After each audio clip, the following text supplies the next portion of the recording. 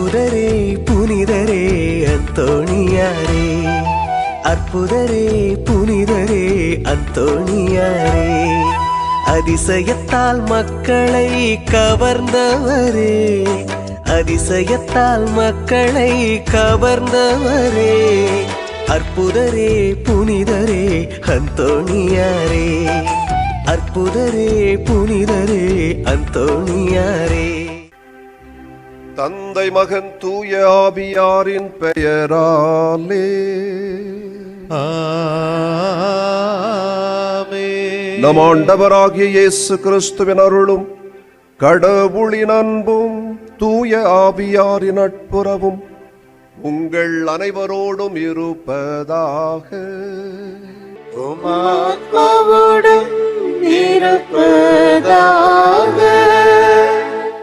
இறை இயேசுவில் அன்பு நிறை சகோதர சகோதரிகளே, உங்கள் எல்லோரையும் இந்த திருத்தலத்தின் அதிபர் தந்தை, அருட்பணி தம திருத்துவம் மற்றும் அவரோடு உடன் பணி ஆற்றுகின்ற அனைத்து அருட்பணியாளர்கள் சார்பாக உங்களை இந்த திருப்பலிக்கு பாசத்தோடு வரவேற்கின்றேன்.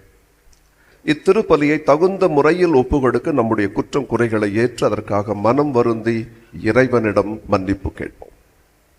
எல்லாம் வல்ல இறைவனிடமும் சகோதர சகோதரிகளை உங்களிடமும் நான் பாவி என்று ஏற்றுக்கொள்கிறேன். ஏனெனில் என் சிந்தனையாலும் சொல்லாலும் செயலாலும் கடமையில் தவறியதாலும் பாவங்கள் பல செய்தேன். என் பாவமே என் பாவமே என் பெரும் பாவமே.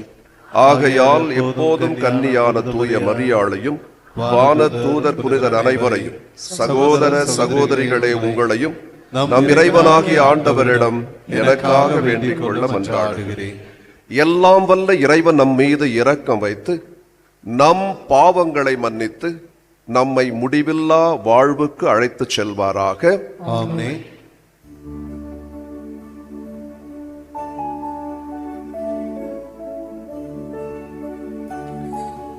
ஆண்டவரே இரக்கமாயிரும்,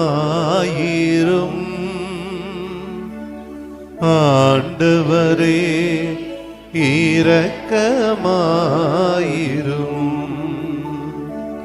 கிறிஸ்துவே இரக்கமாயிரும், கிறிஸ்துவே இரக்கமாயிரும், ஆண்டவரே இரக்கமாயிரும், ஆண்டவரே இரக்கமாயிரும்.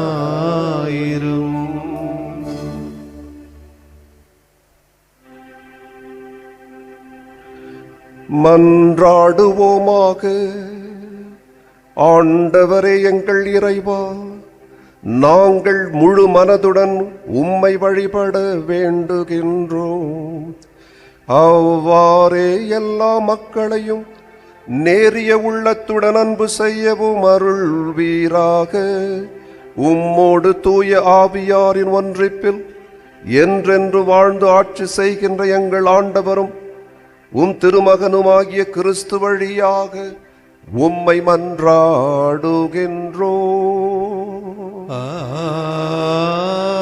ஆமென். முதல் வாசகம் சாமுவேல் 2ஆம் நூலிலிருந்து வாசகம். அந்நாட்களில் அப்சலோம் தாவீதின் பணியாளரை எதிர்கொள்ள நேர்ந்தது. அவன் ஒரு கோவேறு கழுதை மீது ஏறி வந்து கொண்டிருந்தான். அது ஒரு பெரிய கருவாலி மரத்தின் அடர்த்தியான கிளைகளுக்கு கீழே சென்று கொண்டிருந்தது. அப்போது அவனது தலை கருவாலி மரத்தில் சிக்கி கொள்ள அவன் விண்ணுக்கும் மண்ணுக்கும் இடையே தொங்கினான்.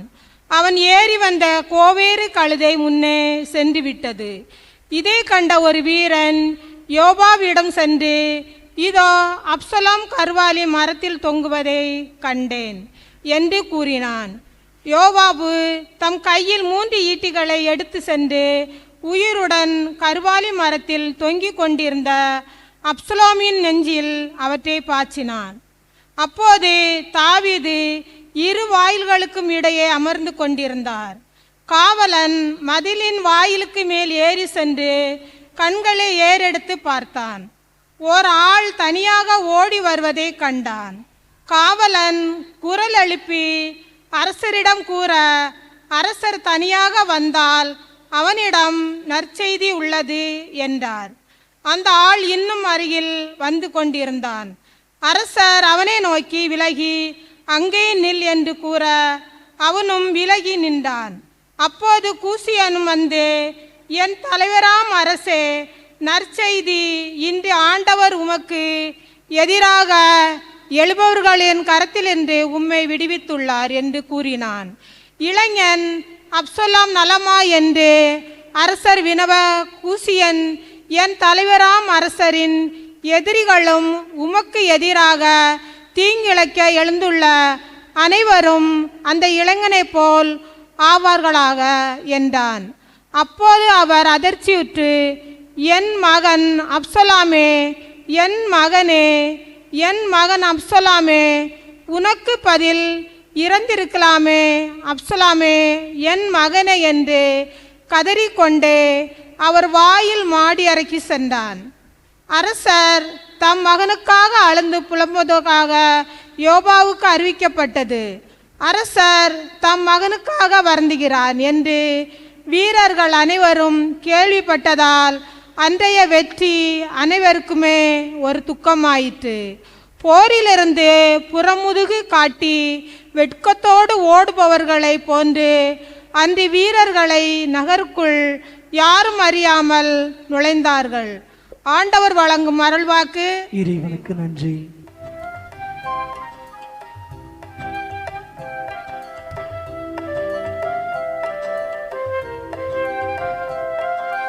ஆண்டவரே எனக்கு செவி சாய்த்து பதிலளியும் பதிலளியும். ஆண்டவரே எனக்கு செவி சாய்த்து பதிலளியும் பதிலளியும். ஆண்டவரே எனக்கு செவி சாய்த்து பதிலளியும் பதிலளியும். ஆண்டவரே எனக்கு செவி சாய்த்து பதிலளியும். ஏனெனில் நான் எளியவன் வறியவன், என் உயிரை காத்தருளும். ஏனெனில் நான் உன்மீது பற்றுடையவன், உன் ஊழியனை காத்தருளும். நீரே என் கடவுள், நான் உம்மீது நம்பிக்கையை கொண்டுள்ளே. ஆண்டவரே எனக்கு செவி சாய்த்து பதிலளியும் பதிலளியும். ஆண்டவரே எனக்கு செவி சாய்த்து பதிலளியும் பதிலளியும். என் தலைவரே, என் மேல் இரக்கமாயிரும். ஏனெனில் நாள் முழுவதும் நான் உம்மை நோக்கி மன்றாடுகின்றேன். உம் அடியேன் மனதை மகிழ்ச்சி செய்யும். என் தலைவரே, உம்மை நோக்கி என் உள்ளத்தை உயர்த்துகின்றேன். ஆண்டவரே எனக்கு செவி சாய்த்து பதிலளியும் பதிலளியும். ஆண்டவரே எனக்கு செவி சாய்த்து பதிலளியும் பதிலளியும். ஏனெனில் என் தலைவரே, நீர் நல்லவர், மன்னிப்பவர், உம்மை நோக்கி மன்றாடும் அனைவருக்கும் பேரன்பு காட்டுபவர். ஆண்டவரே, என் வேண்டுதலுக்கு செவி கொடும். உம் உதவியை நாடும் என் குரலை கேட்டருளும். ஆண்டவரே எனக்கு செவி சாய்த்து பதிலளியும் பதிலளியும். ஆண்டவரை எனக்கு செவி சாய்த்து பதிலளியும் பதிலளியும்.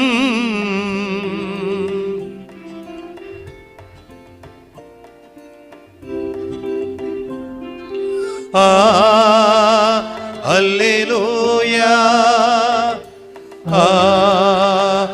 அல்லேலூயா அல்லேலூயா அல்லேலூயா அல்லேலூயா அல்லேலூயா அல்லேலூயா அல்லேலூயா அல்லேலூயா அல்லேலூயா அல்லேலூயா அல்லேலூயா. அவர் நம் பிடிகளை தாங்கிக் கொண்டார், நம் துன்பங்களை சுமந்து கொண்டார். அல்லேலூயா அல்லேலூயா அல்லேலூயா அல்லேலூயா அல்லேலூயா. ஆண்டவர் உங்களோடு இருப்பாராக. அம்மாவோடும் இருப்பாராக. மார்க்கு எழுதிய தூய நற்செய்தியில் இருந்து வாசகம். ஆண்டவரே மாட்சி உமக்கே. இயேசு படகிலேறி கடலை கடந்து மீண்டும் மறுகரையை அடைந்ததும் பெருந்திரளான மக்கள் அவரிடம் வந்து கூடினர். அவர் கடற்கரையில் இருந்தார். தொழுகை கூட தலைவர்களுள் ஒருவரான யாயிர் என்பவர் வந்து அவரை கண்டு அவரது காலில் விழுந்து, என் மகள் சாகும் தருவாயில் இருக்கிறாள், நீர் வந்து அவள் மீது உம் கைகளை வையும், அப்போது அவள் நலம் பெற்று பிழைத்துக் கொள்வாள் என்று அவரை வருந்தி வேண்டினார். இயேசுவும் அவருடன் சென்றார். பெருந்திரளான மக்கள் அவரை நெருக்கிக் கொண்டே பின்தொடர்ந்தனர். அப்போது 12 ஆண்டுகளாய் இரத்த போக்கினால் வருந்திய பெண் ஒருவர் அங்கு இருந்தார். அவர் மருத்துவர் பலரிடம் தமக்கு உள்ளதெல்லாம் செலவழித்தும் ஒரு பயனும் அடையாமல் மிகவும் துன்பப்பட்டவர். அவர் நிலைமை வர வர மிகவும் கேடுற்றது. அவர் இயேசுவை பற்றி கேள்விப்பட்டு மக்கள் கூட்டத்துக்கிடையில் அவருக்கு பின்னால் வந்து அவரது மேலுடையை தொட்டார். ஏனெனில் நான் அவருடைய ஆடையை தொட்டாலே நலம் பெறுவேன் என்று அப்பெண் எண்ணிக்கொண்டார். தொட்டவுடனே அவருடைய இரத்தப்போக்கு நின்று போயிற்று. அவரும் தம் நோய் நீங்கி நலம் பெற்றதை தம் உடலில் உணர்ந்தார். உடனே இயேசு தம்மிடமிருந்து வல்லமை வெளியேறியதை தம்முள் உணர்ந்து மக்கள் கூட்டத்தை திரும்பி பார்த்து, என் மேலுடையை தொட்டவர் யார் என்று கேட்டார். அதற்கு அவருடைய சீடர்கள் அவரிடம், இம்மக்கள் கூட்டம் உம்மை சூழ்ந்து நெருக்குவதைக் கண்டும் என்னை தொட்டவர் யார் என்கிறீரே என்றார்கள். ஆனால் அவர் தம் மேலுடையை தொட்டவரை காணும்படி சுற்றிலும் திரும்பி பார்த்து கொண்டிருந்தார்.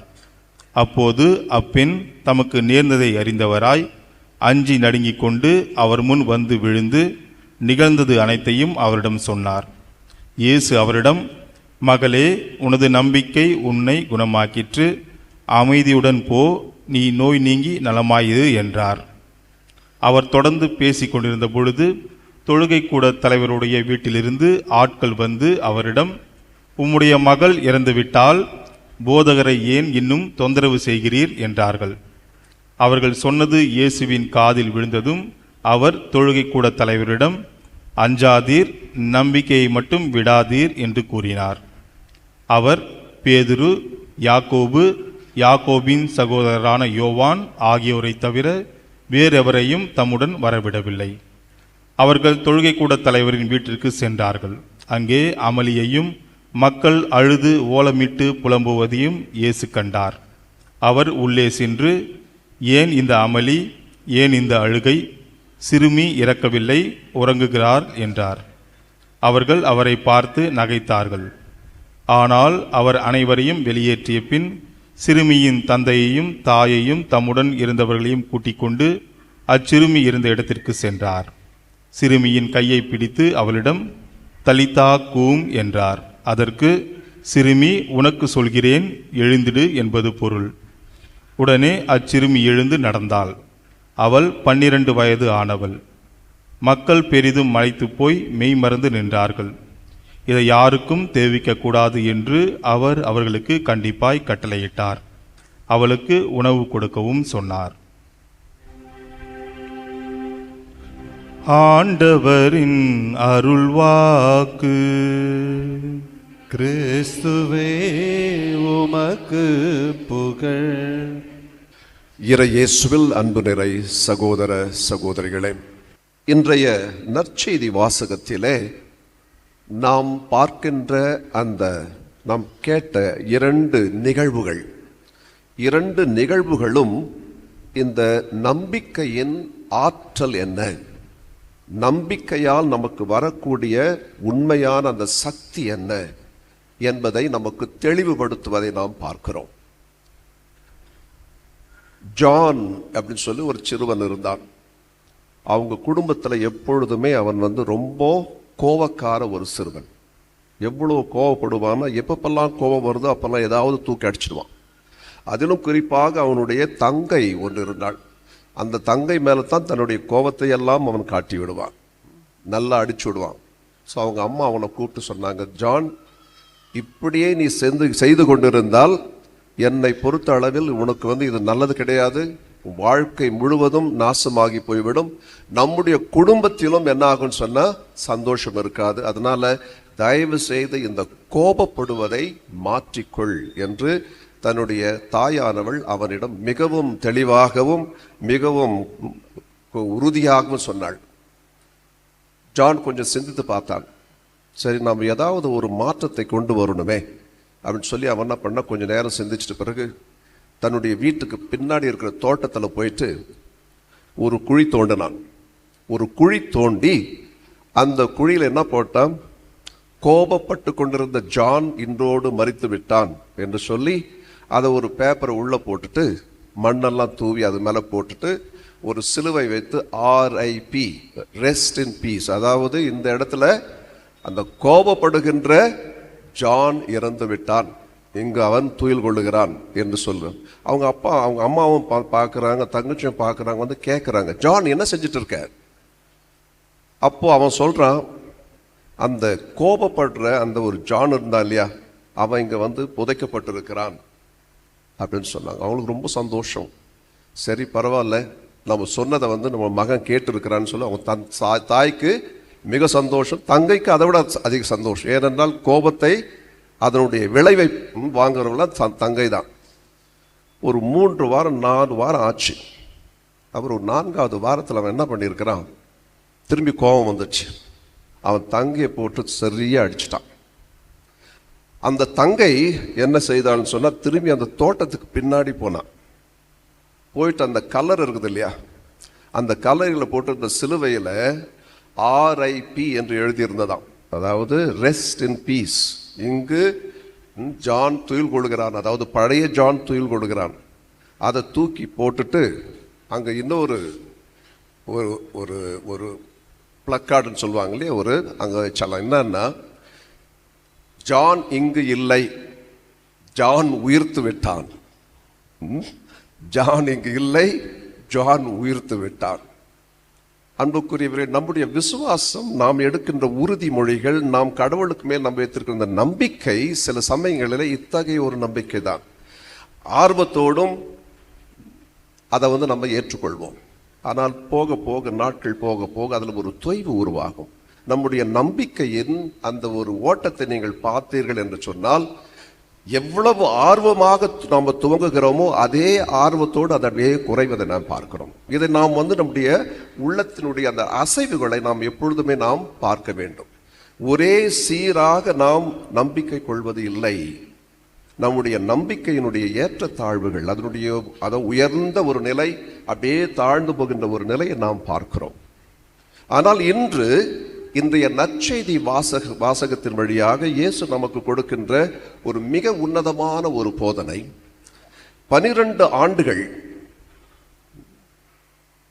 எல்லா மருத்துவ உதவியையும் தேடி அதில் பலன் பெறாமல் துன்பப்பட்டு கொண்டிருந்த ஒரு பெண்மணி, இரத்த போக்கினால் 12 ஆண்டுகள் துன்பப்பட்டிருந்த ஒரு பெண்மணி இயேசுவை அணுகுகிறாள். இயேசுவை பற்றி அவள் ஒன்று கேள்விப்பட்டுதான் இருக்கிறாள். இயேசு செய்த புதுமைகள் எவையும் எந்த புதுமைகளையும் அவள் பார்க்கவில்லை. இருப்பினும் அந்த கேள்வி ஞானத்தை வைத்துக்கொண்டே இவரிடம் இவருடைய அந்த மேலாடையை நான் தொட்டாலே நான் குணமடைவேன் என்ற ஒரு நம்பிக்கையோடு வந்து தொடுகிறாள், குணமாகிறாள். அதனுடைய மற்ற நிகழ்வுகளை நாம் வாசிக்க கேட்டோம். அப்போ இயேசு அந்த பெண்மணியிடம் என்ன சொல்லுகிறாள்? மகளே, உன் நம்பிக்கை உன்னை குணமாக்கியது. உன் நம்பிக்கை உன்னை குணமாக்கியது. நான் உன்னை குணமாக்கவில்லை அப்படி சொல்ல, குணமாக்குகிறேன் என்று சொல்லல, கடவுள் உன்னை குணமாக்குகிறார் என்று சொல்லவில்லை. உன் நம்பிக்கை உன்னை குணமாக்கியது. நம்முடைய நற்செய்தியில நீங்க எப்பப்பெல்லாம் படிக்கிறீங்களோ அப்பெல்லாம் வாசித்து பாருங்கள். பல நிலைகளில் எனக்கு தெரிஞ்ச வரைக்கும் அட்லீஸ்ட் ஒரு 7 இடங்களில் இயேசு எப்பொழுதெல்லாம் புதுமைகளை அவர் செய்கிறாரோ அந்த புதுமைகளுக்கு உரித்தான அந்த ஒரு சக்தியை தன்னிடமிருந்து வருவதாக அவர் காட்டுவது கிடையாது. மாறாக அந்த புதுமைகளுக்கு தேவையான அந்த ஒரு சக்தி யாருக்கிடம் வருகிறது சொன்னால் அந்த நபரிடமிருந்து தான் வருகிறது. அந்த நபரிடம் இருக்கின்ற அந்த நம்பிக்கையின் வழியாக அந்த ஒரு புதுமை நடக்கிறது என்பதை இயேசு சொல்லுகிறார். அந்த பார்த்திமேயுஸ் ஜெரிகோ என்ற ஒரு நகரத்தில் அவர் நீ வந்து குணமடைய ஆசைப்படுகிறாய், நான் குணமடைய ஆசைப்படுகிறேன் என்று அவன் சொல்லுகின்ற சமயத்தில் குணமளித்து விட்டு என்ன சொல்லுகிறார்? மகனே, உன்னுடைய நம்பிக்கை உன்னை குணமாக்கியது. அதை போலவே தொழுநோயாளர்கள் 10 பேர் வந்து குணமடைந்து ஒரு சமாரிய தொழுநோய் ஆள் அவரிடம் வந்து நன்றி சொல்ல வந்த சமயத்தில் அப்பொழுதும் அந்த சமாரிய தொழுநோய் ஆளனை பார்த்து இயேசு என்ன சொல்வார்? உன்னுடைய நம்பிக்கை உன்னை குணமாக்கியது. இன்று இந்த 12 ஆண்டுகள் அந்த இரத்த போக்கினால் மிகவும் துன்பத்தில் இருந்த அந்த ஒரு பெண்மணியிடம் வரும். அவன் என்ன சொல்றாரு? நான் உன்னை குணமாக்கவில்லை, கடவுள் உன்னை குணமாக்கவில்லை, உன் நம்பிக்கை உன்னை குணமாக்கியது, போ. அதற்காகத்தான் இந்த முன்னுரையில் நான் சொன்னேன், எந்த அளவுக்கு நம்முடைய நம்பிக்கை ஆழமாக உறுதியாக இருக்கிறதோ அந்த அளவுக்கு புதுமைகள் செய்யக்கூடிய சக்தி நம்முடைய நம்பிக்கைக்கு இருக்கிறது. ஒருவேளை இதை ஏற்றுக்கொள்வதற்கு நம்ம தயங்கலாம், ஆனால் இதுதான் உண்மை.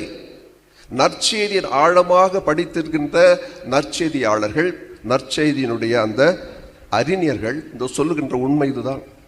இயேசு செய்த புதுமைகள் ஒவ்வொன்றையும் நாம் அலசி ஆராய்ந்து பார்க்கும் பொழுது ஏதோ அவர் செய்த புதுமையாகவும் கடவுள் செய்த புதுமையாகவும் அதை காட்டுவது கிடையாது. மாறாக அந்த நபருடைய ஆழ்ந்த நம்பிக்கை அந்த புதுமையை செய்கின்றது. இதை உள்வாங்கி நாம் செல்வோம். நாம் ஒவ்வொரு முறையும் ஆழமான நம்பிக்கை இருக்கும் நமக்கு இருக்கும் பொழுது அந்த நம்பிக்கையே அந்த ஒரு புதுமையை உருவாக்கும். இதைத்தான் நான் உங்களுக்கு முதல் கருத்தாக சொல்ல ஆசைப்படுகிறேன்.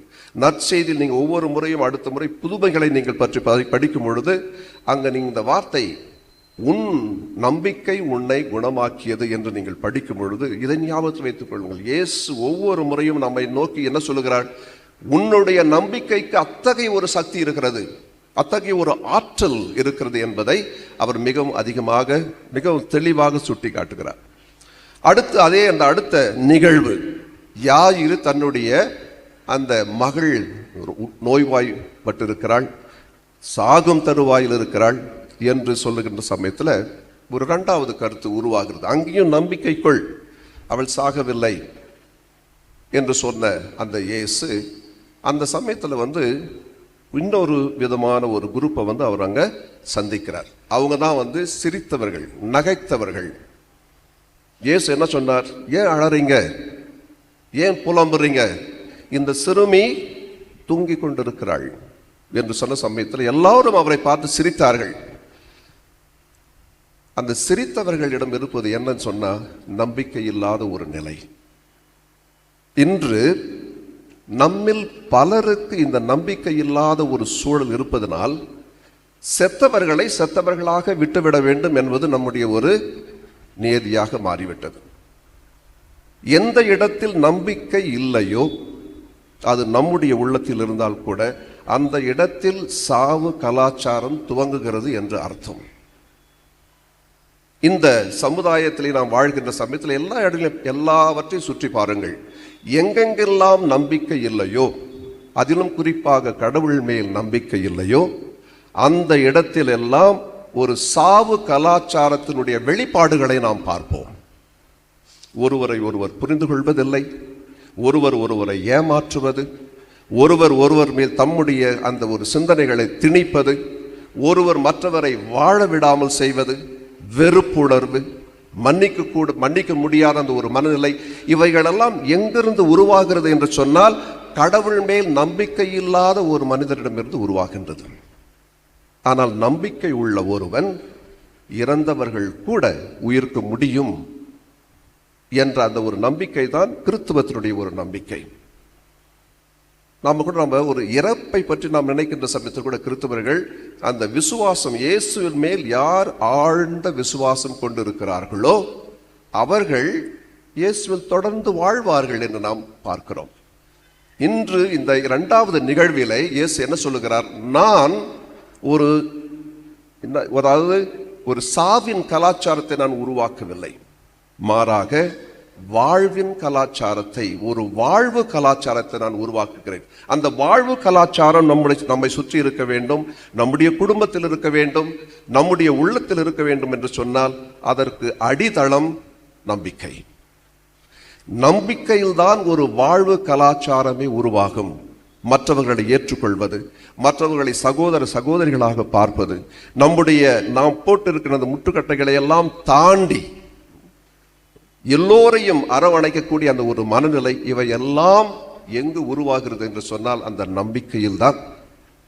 நம்பிக்கை இல்லாத ஒரு சூழலிலே என்னை பொறுத்த அளவில் வாழ்வு வரும் என்று நாம் நினைக்கவும் முடியாது, அது சாத்தியமும் இல்லை. இதைத்தான் நான் உங்களுக்கு இரண்டாவது கருத்தாக சொல்லுகிறேன்.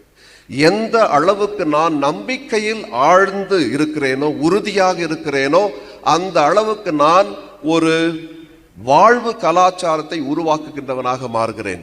என்னை சுற்றி இருக்கின்றவர்களை நான் ஏற்றுக்கொள்வேன். என்னோடு இருப்பவர்களை என்னுடைய சக மனிதர்களாக நான் பார்ப்பேன்.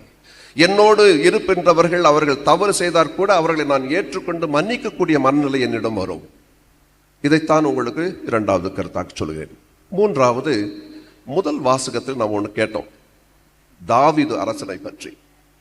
தாவீது அரசனை பற்றி நான் படித்த உடனே எனக்கு எருசலேம் அந்த நகரத்தில் 6 ஆண்டுகள் இருக்கக்கூடிய ஒரு நல்ல ஒரு பாக்கியம் எனக்கு கிடைத்தது. அந்த 6 ஆண்டு, அந்த முதல் ஆண்டு நாங்கள் போன உடனே நான் பார்த்த ஒன்று எனக்கு ரொம்ப விசித்திரமாக இருந்தது. நாம் எப்பொழுதுமே இந்த தாவீது அரசர் ஒரு நல்லவர் என்று நமக்கு தெரியும், இருந்தாலும் அவர் செய்த அந்த ஒரு சின்ன தவறு, தன்னுடைய அதாவது பத்ஷேபா என்ற அந்த ஒரு பெண்மணியோடு தவறாக நடந்து கொண்டு அவருடைய கணவனை சாகடித்த அந்த ஒரு நிகழ்வு இருக்கிறது. அந்த நிகழ்வை நாம் எப்பொழுதும் நம்முடைய மனதிலே கொண்டு அந்த அரசரை நாம் எப்பொழுதுமே ஒரு தவறானவர், நல்லவர் அல்ல என்ற ஒரு மனநிலை நம்ம எப்பொழுதும் நம்மிடம் இருக்கும். அந்த பழக்கப்பட்டவர்கள் நாம். ஆனால் நாங்கள் ஜெருசலேம் போன பிறகு அங்கதான் புதுசாக நான் பார்த்தது என்னன்னு சொன்னா, தாவீது அரசனுக்கு அவருடைய கல்லறை ஒன்று இருக்கிறது. அந்த கல்லறைக்கு யூதர்கள் இன்றும் திரு யாத்திரையாக வருகிறார்கள். அந்த கல்லறையை சுற்றி ஜெபிக்கிறார்கள். அந்த கல்லறையை ஒரு புனிதமான இடமாக பார்க்கிறார்கள். இப்போ எனக்குள்ள ஒரு சந்தேகம் வந்துச்சு, ஏன் அந்த தாவீது மன்னன் நாம் நினைத்ததெல்லாம் ஒரு கெட்ட ஒரு அரசன் என்று, ஆனால் அந்த தாவீது மன்னனை அவர்கள் இன்று ஒரு புனிதமான, அவர்களுடைய அந்த இஸ்ராயல் மக்களுடைய வரலாற்றிலேயே மிக உன்னதமான ஒரு அரசன் இருக்கிறார் என்று சொன்னால் அது தாவீது தான். காரணம், தாவீது மன்னன் உங்க எல்லோருக்கும் தெரியும், எபிரோன் என்ற ஒரு நகரம், ஒரு 29 கிலோமீட்டர் ஜெருசலேமிலிருந்து அந்த ஒரு இடத்துக்கு, அந்த இடத்துல தான் அவன் முதல்ல ஆட்சி செய்து கொண்டிருந்தான். அங்கிருந்து இப்போ என்ன வர ஜெருசலேமுக்கு முதல்ல அவன் செய்தது என்னன்னு சொன்னா, இந்த இஸ்ராயல் மக்களிலோடு இருக்கின்ற பல விதமான அந்த குழுக்களை ஒன்று சேர்த்து ஒரே இனமாக அவன் அதை மாற்றுகிறான். அந்த ஒரே இனத்திற்கு அவன் அரசராக மாறுகிறான். அடுத்து தனக்கு கூட அவன் என்ன செய்யல, ஒரு அரண்மனையை கட்டிக்கொள்ளவில்லை. உடன்படிக்கை பேழையானது ஒரு 25 கிலோமீட்டர் தூரத்தில் கிரியாத் யரீம் என்ற ஒரு இடத்துல அது வைக்கப்பட்டிருந்தது. அவன் முதல்ல செய்த ஒரு செயல் என்ன சொன்னா, அந்த பேழையை அவன் எருசலேமுக்கு எடுத்து வர வேண்டும். அந்த உடன்படிக்கை வைத்திருந்த அந்த ஒரு பேழையை கொண்டு வர வேண்டும் என்று சொல்லி அவன் அதை எடுத்து வருகிறான், ஆடல் பாடல்களோடு, ஆரவாரத்தோடு. ஏனென்றால் கடவுள் என்னோடு எப்பொழுதும் இருக்க வேண்டும் என்று நம்பியவன் அவன். தாவீது அரசன் ஒரு நம்பிக்கைக்கு உரிய அரசனாக இருந்திருக்கிறான் கடவுளுக்கு. அதனால் தான் யூத மக்கள் இன்று அவரை ஒரு புனிதமான ஒரு அரசராக பார்க்கிறார்கள். அது மட்டுமல்ல, இவர் எப்பொழுதுமே இறைவனோடு ஒன்றித்திருந்த ஒரு அரசர்.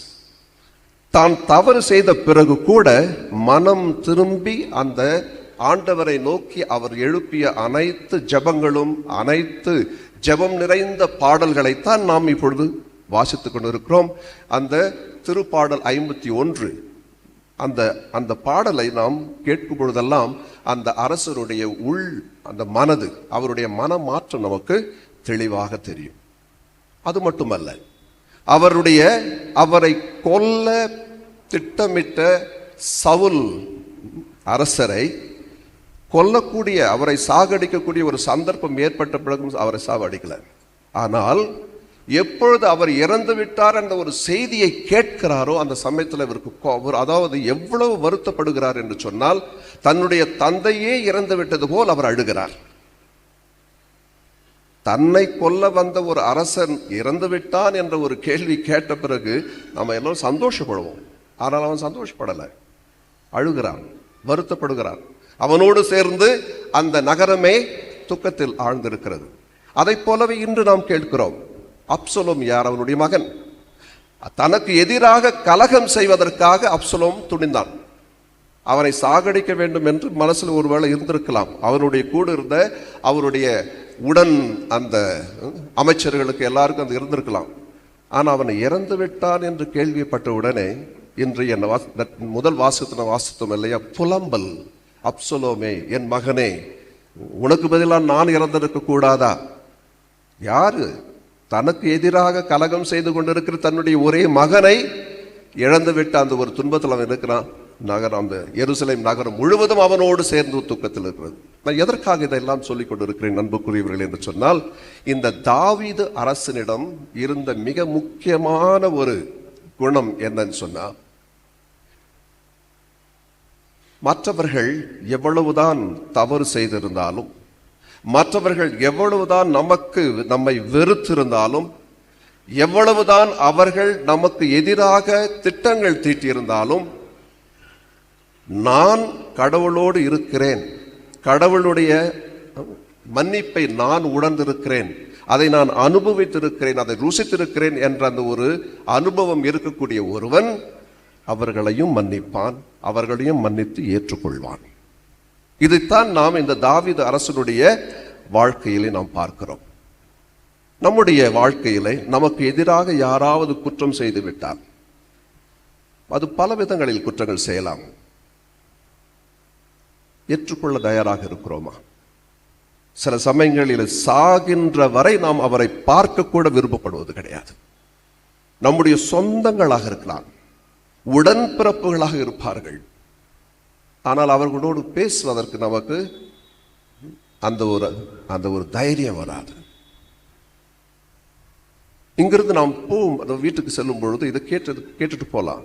அந்த தாவீது அரசன் ஒரு கெட்ட அரசனாக சில சித்தரித்த சமயத்தில், ஆனால் அந்த அரசனுக்கு இருக்கக்கூடிய ஒரு உன்னதமான ஒரு குணம், அந்த கடவுள் தனக்கு கொடுத்த அந்த ஒரு மன்னிப்பை அவன் உணர்ந்ததால் தனக்கு எதிராக குற்றம் செய்தவர்களை, தன்னை வெறுத்தவர்களை, தன்னை கொல்ல வேண்டும் என்று நினைத்தவர்களை, தன்னை அழிக்க வேண்டும் என்று நினைத்தவர்களை மன்னிக்கிறான். நீங்களும் நானும் என்ன, நமக்கு அத்தகைய ஒரு பெரிய ஒரு இழப்பையா கொடுத்திருக்கிறார்கள் நம்மோடு இருந்தவர்கள், நம்முடைய உற்றார் உறவினர்கள், நம்முடைய சொந்தங்கள், நம்மோடு பிறந்தவர்கள். நாம் ஏன் நம்மோடு பிறந்தவர்களையும் நம்முடைய உறவுகளையும் நம்முடைய நண்பர்களையும் ஒரு முறையோ அல்லது இருமுறையோ அவர்கள் செய்த தவறுகளால் அவர்களை நாம் முழுமையாக அவர்களை நாம் வெறுத்து விட்டோம். அவர்களோடு உறவாடுவதை நாம் நிறுத்திவிட்டோம். அப்படியே என்ன சொல்றோம், அவங்க செத்துட்டாங்க. உண்மையான நம்பிக்கை என்பது, அன்புக்குரியவர்களே, நமக்கு எதிராக குற்றம் செய்தவர்களை ஏற்றுக்கொள்வது. அதான் நம்பிக்கை. அதான் நம்பிக்கைக்கு இருக்கக்கூடிய ஒரு என்ன சொல்றது, ஒரு பவர், ஒரு சக்தி, ஒரு ஆற்றல். நம்பிக்கை இல்லாத ஒருவரால் மன்னிக்க முடியாது. இது நீங்க வந்து அப்படி நினைச்சு பாருங்க. நம்பிக்கை இல்லாத ஒருவரால் யாரையும் மன்னிக்க முடியாது. நம்பிக்கை உள்ள ஒருவரால் தான் மன்னிக்க முடியும். ஆகவே அன்புக்குரியவர்களே, இந்த நம்பிக்கை என்ற அந்த ஒரு குணத்திற்கு அந்த ஒரு மிக உன்னதமான ஒரு சக்தி இருக்கிறது என்பதை நாம் தாங்கிச் செல்வோம். நம்மை குணமாக்கக்கூடிய சக்தி உள்ளது. ஒரு வாழ்வு கலாச்சாரத்தை உருவாக்கக்கூடிய சக்தி இருக்கிறது இந்த விசுவாசத்தில். அதே சமயத்தில் இந்த நம்பிக்கை என்ற நம்பிக்கைக்கு மற்றவர்களை மன்னிக்கக்கூடிய அந்த ஒரு சக்தியையும் நமக்கு அது தருகிறது. இத்தகைய சக்தியை தரக்கூடிய இந்த நம்பிக்கையை நாம் உருவாக்கிக் கொள்வோம், வளர்த்துக் கொள்வோம். இந்த நம்பிக்கையை நாம் வளர்த்துக் கொள்வதற்காகத்தான் இதை போன்ற இந்த வழிபாடுகளுக்கு நாம் வருகிறோம். இறை வார்த்தையை நாம் வாசிக்க கேட்கிறோம். இந்த இறை வார்த்தையும் இந்த வழிபாடுகளும் நம்மை நம்பிக்கை உள்ளவர்களாக மாற்ற வேண்டும், நம்பிக்கையில் முதிர்ச்சி உள்ளவர்களாக மாற்ற வேண்டும், நம்பிக்கையில் இன்னும் ஆழத்தை தேடி அங்கு சென்று அதில் இருக்கக்கூடிய அந்த ஒரு பொக்கிஷங்கள், அதில் இருக்கக்கூடிய அந்த ஒரு எல்லாவற்றையும் நாம் வெளிக்கொண்டு வர வேண்டும். அதைத்தான் நாம் நமதாக்கிக் கொள்ள இந்த திருப்பலிக்கு நாம் வருகிறோம், வழிபாடுகளுக்கு வருகிறோம். ஸோ இந்த திருப்பலியிலிருந்து நீங்கள் வீட்டுக்கு செல்லும் பொழுது இந்த மூன்றையும் உங்களுடைய உள்ளத்திலே தாங்கி செல்லுங்கள். நான் எப்பொழுது நம்பிக்கை உள்ளவளாக இருக்கிறேனோ அந்த நேரத்தில் எனக்கு புதுமைகள் செய்யக்கூடிய சக்தி பிறக்கிறது. புதுமைகள் செய்யக்கூடிய சக்தி பிறக்கிறது. நான் எப்பொழுது நம்பிக்கை உள்ளவளாக இருக்கிறேனோ அந்த நேரத்தில் நான் ஒரு வாழ்வு கலாச்சாரத்தை என்னை சுற்றி எழுப்பக்கூடிய சக்தி உள்ளவனாக நான் மாறுகிறேன். எப்பொழுது என்னுடைய வாழ்க்கையிலே அதாவது நம்பிக்கை இருக்கிறதோ அந்த சமயத்தில் நான் மற்றவர்களை மன்னித்து ஏற்றுக்கொள்ளக்கூடிய மனநிலை உள்ளவளாக மாறுகிறேன். இறைவன் நம் ஒவ்வொருவருக்கும் இத்தகைய ஒரு நம்பிக்கை தர வேண்டும் என்று தொடர்ந்து இத்திருப்பலியில் ஜெபிப்போம். ஆமென். அனைவரும் எழுந்து நம்முடைய மன்றாட்டுக்களை அன்போடும் பாசத்தோடும் நம்முடைய விண்ணக தந்தையை நோக்கி எழுப்புவோம். உங்கள் பதில் எல்லாம் வல்ல இறைவா எங்கள் மன்றாட்டை கேட்டருளும். எல்லாம் வல்ல இறைவா எங்கள் மன்றாட்டை கேட்டருளும். அன்பு தந்தையை இறைவா, எம் திரு அவையை சிறப்புடனே வழிநடத்தும் எம் திருத்தந்தை, ஆயர்கள், அருட்பணியாளர்கள், அருட்சகோதரிகள் என ஒவ்வொரு நிலையில் உள்ள பணியாளர்களை ஆசீர்வதியும். திரு அவையை வளர்ச்சியோடும் தொலைநோக்கு பார்வையோடும் கொண்டு செல்ல தேவையான அற்பரன்களையும் கொடுத்து காத்திட வேண்டுமென்று இறைவா உம்மை மன்றாடுகின்றோம். எல்லாம் வல்ல இறைவா எங்கள் மன்றாட்டை கேட்டருளும். அருட்கொடைகளை வழங்கும் எம் இறைவா, குழந்தை பேரில்லாமல் தவிக்கும் ஒவ்வொரு தம்பதியர்களையும் உம் கரத்தில் ஒப்புவிக்கின்றோம். குழந்தை செல்வம் என்னும் மாபெரும் பாக்கியத்தை கொடுத்து அவர்களுக்கு உமது அருட்கொடைகளை அபரிவிதமாய் பொழிந்து காத்திட வேண்டுமென்று இறைவா உம்மை மன்றாடுகின்றோம். எல்லாம் வல்ல இறைவா எங்கள் மன்றாட்டை கேட்டருளும். நம்முடைய தனிப்பட்ட கருத்துக்களுக்காக மௌனமாக ஜெபிப்போம். எங்கள் தாயும் தந்தையுமான இறைவா, ஆழ்ந்த விசுவாசத்தோடும் நம்பிக்கையோடும் இந்த மன்றாட்டுக்களை எல்லாம் எங்கள் ஆண்டவராகிய கிறிஸ்து வழியாக சமர்ப்பிக்கின்றோம். ஆமென். இறைவா உந்தன் பாதம் வருகின்றே, என்னையே உனக்காக தருகின்றே. மலர்களில் விழுந்து மனமென நுழைந்து காற்றினில் கலந்து கனிவோடு பணிந்து இறைவா உந்தன் பாதம் வருகின்றே, என்னையே உனக்காக தருகின்றே.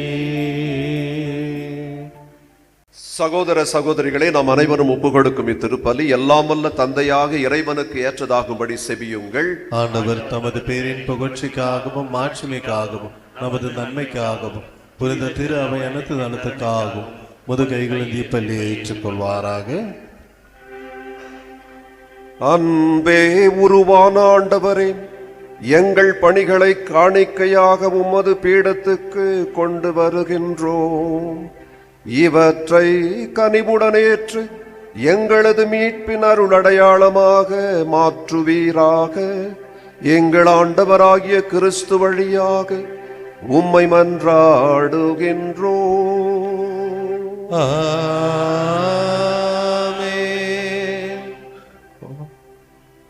ஆண்டவர் உங்களோடு இருப்பாராக. உம் ஆத்மாவோடும் இருப்பாராக. இதயங்களை மேலே எழுப்புங்கள். ஆண்டவரிடம் எழுப்பியுள்ளோ நம் இறைவனாகிய ஆண்டவருக்கு நன்றி கூறுவோம். அது தகுதியும் நீதியுமானது.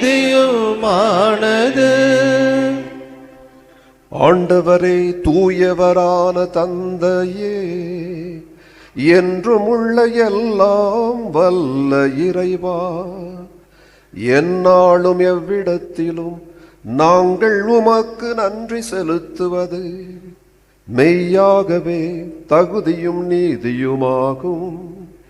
எங்கள் கடமையும் மீட்புக்குரிய செயலுமாகும். உமது நன்மை மிகுதியால் எங்கள் ஆண்டவராகிய கிறிஸ்து வழியாக நீர் மனிதராகிய எங்களை படைத்தீ.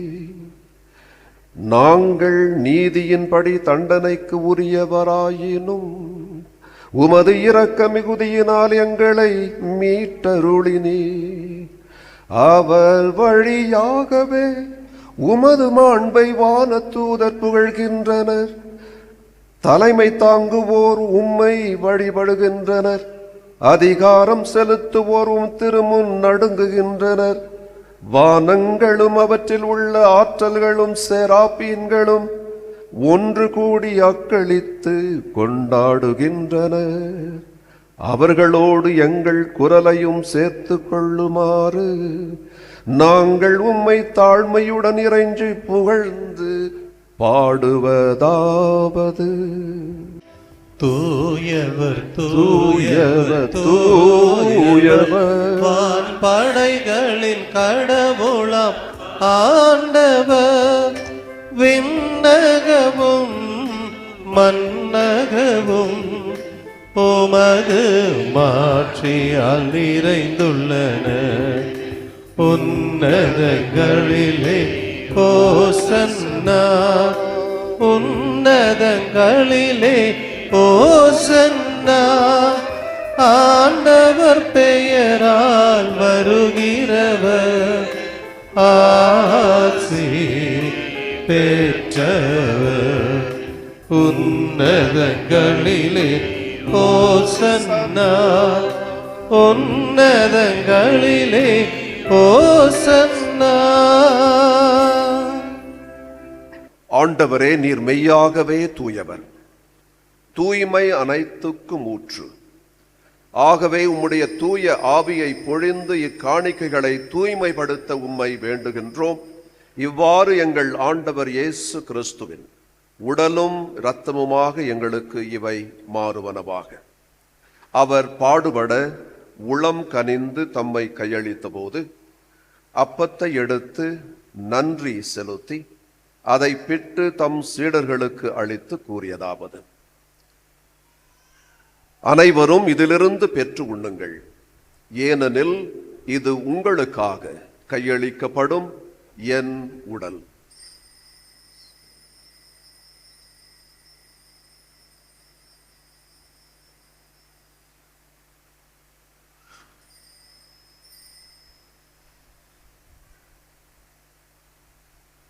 அவ்வண்ணமே இரவு விருந்தை அருந்திய பின் கிண்ணத்தையும் எடுத்து மீண்டும் உமக்கு நன்றி கூறி தம் சீடர்களுக்கு அளித்து அவர் கூறியதாவது: அனைவரும் இதிலிருந்து பெற்று பருகுங்கள். ஏனெனில் இது புதிய நிலையான உடன்படிக்கைக்கு உரிய என் இரத்தத்தின் கிண்ணம். இது பாவ மன்னிப்புக்கென்று உங்களுக்காகவும் பலருக்காகவும் சிந்தப்படும். இதை என் நினைவாக செய்யுங்கள்.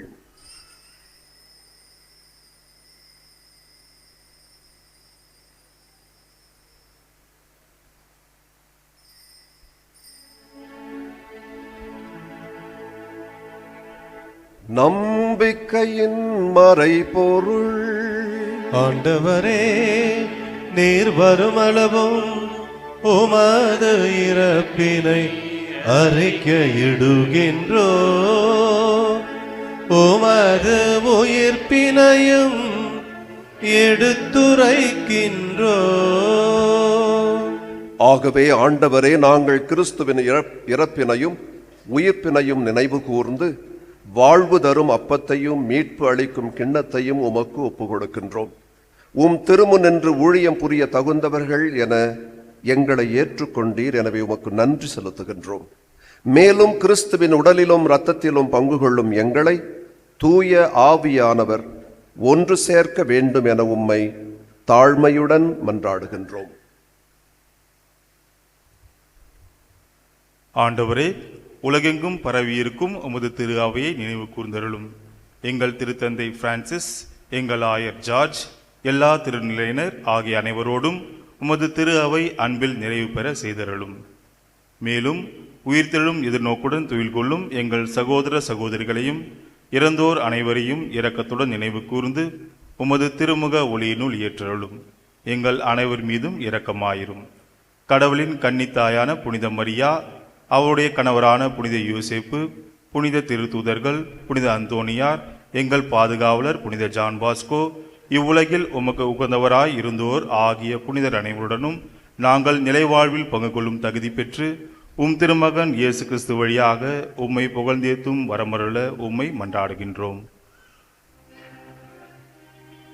இவர் வழியாக இவரோடு இவரில் எல்லாம் வல்ல இறைவனாகிய தந்தையே, தூய ஆவியாரின் ஒன்றிப்பில் எல்லா புகழும் மாட்சியும் என்றென்றும் உமக்கு உரியதே. ஆமென்.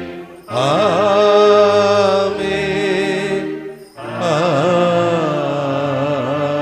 ஆமென்.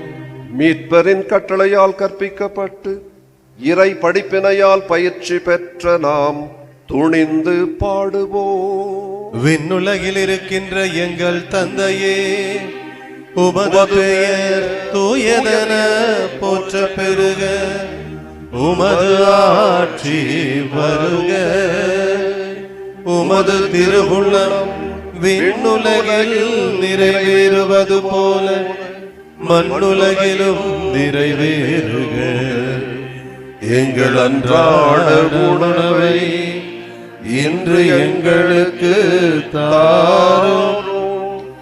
எங்களுக்கு எதிராக குற்றம் செய்வோரை நாங்கள் மன்னிப்பது போல எங்கள் குற்றங்களை மன்னியும். எங்களை சோதனைக்கு உட்படுத்தாதேயும், தீமையிலிருந்து எங்களை விடுவித்தருளும். ஆண்டவரே, தீமை அனைத்திலிருந்தும் எங்களை விடுவித்து எங்கள் வாழ்நாளில் அமைதியை கனிவுடன் அருள உம்மை மன்றாடுகின்றோம்.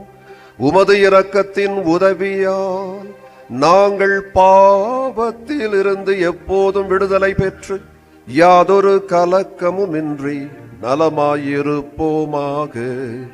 நாங்கள் எதிர்நோக்கியிருக்கும் பேரின்பத்துக்காகவும் எம் மீட்பராகிய இயேசு கிறிஸ்துவின் வருகைக்காகவும் காத்திருக்கின்றோம். ஏனெனில் ஆட்சியும் வல்லமையும் மாட்சியும் என்றென்றும் உமதே. ஆண்டவராகிய இயேசு கிறிஸ்துவே, அமைதியை உங்களுக்கு விட்டுச் செல்கின்றேன். என் அமைதியையே உங்களுக்கு அளிக்கின்றேன் என்று உம் திருத்தூதர்களுக்கு மொழிந்தீரே. எங்கள் பாவங்களை பாராமல் உமது திரு அவையின் நம்பிக்கையை கண்ணோக்கி உமது திருவுளத்திற்கு ஏற்ப அதற்கு அமைதியையும் ஒற்றுமையையும் அளித்தருள்வீராக. என்றென்றும் வாழ்ந்து ஆட்சி செய்கின்றவர் நீரே.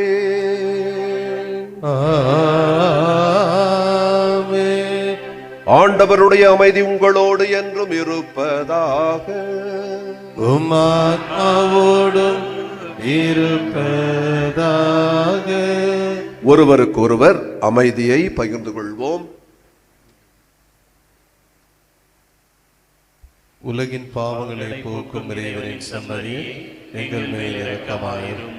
உலகின் பாவங்களை போக்கும் இறைவனின் செம்மறியே எங்கள் மேல் இரக்கமாயிரும். உலகின் பாவங்களை போக்கும் இறைவனின் செம்மறியே எங்களுக்கு அமைதியை அளித்தருளும்.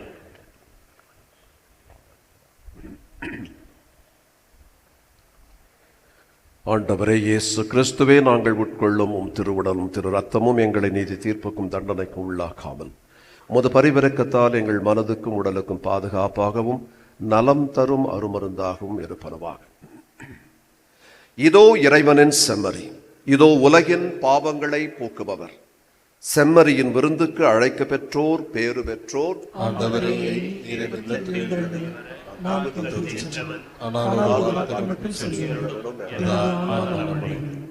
கிறிஸ்துவின் திருவுடலும் திரு ரத்தமும் என்னை காத்து நிலை வாழ்வு அளிப்பதாக. ஆமென். மன்றாடுவோமாக. எங்கள் ஆண்டவரே, மீட்பு அளிக்கும் கொடையால் வலுவூட்ட பெற்ற நாங்கள் உம்மை வேண்டுகின்றோம். அதனால் முடிவில்லா மீட்பின் இந்த உதவியால் உண்மையான நம்பிக்கை என்றும் வளர்ச்சியுற செய்வீராக. எங்கள் ஆண்டவராகிய கிறிஸ்து வழியாக உம்மை மன்றாடுகின்றோம்.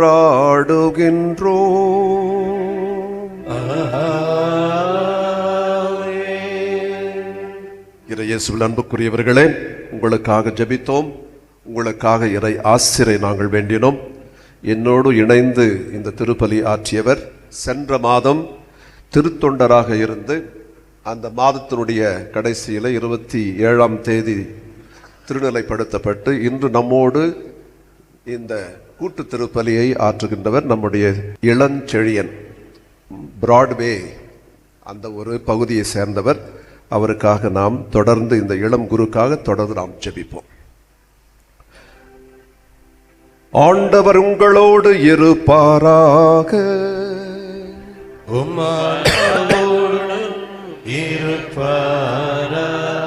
எல்லாம் வல்ல இறைவன் தந்தை, மகன், தூய ஆவி நம் அனைவரையும் ஆசீர்வதிப்பாராக.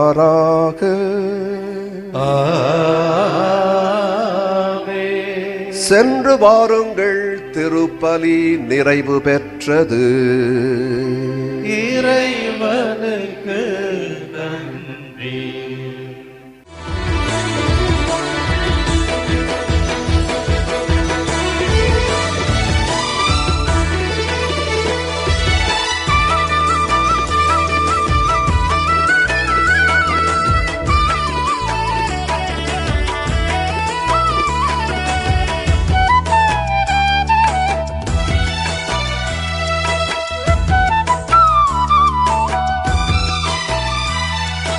அற்புதரே புனிதரே அந்தோணியாரே, அற்புதரே புனிதரே அந்தோணியாரே, அதிசயத்தால் மக்களை கவர்ந்தவரே, அதிசயத்தால் மக்களை கவர்ந்தவரே, அற்புதரே புனிதரே அந்தோணியாரே, அற்புதரே புனிதரே அந்தோணியாரே.